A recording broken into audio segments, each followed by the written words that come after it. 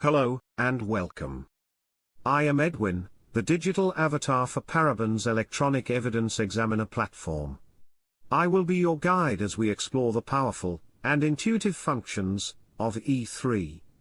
In this video we will explore how Electronic Evidence Examiner allows you to view parsed information about Microsoft Office trusted documents in a timeline format.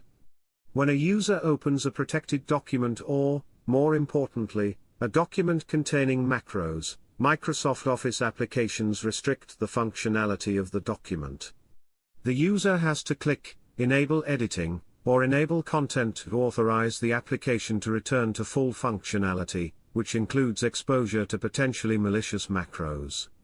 Whenever the user clicks the Enable button, a trusted record is added to the registry, and the document becomes a trusted document.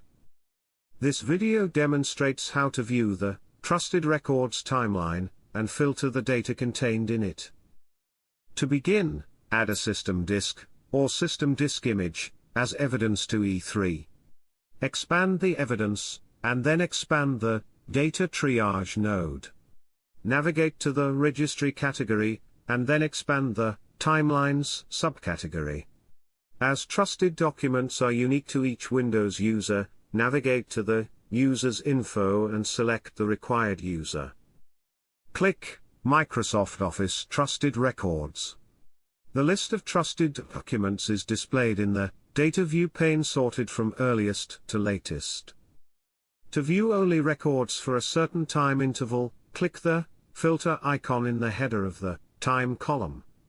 Then select the Between filter and define the dates. Data from 12 AM of the start date to 12 AM of the end date is displayed. You can also find information regarding certain documents. Just enter a document name, or a part of it, in the search field to the right, for information on when the user enabled editing or enabled content for these documents.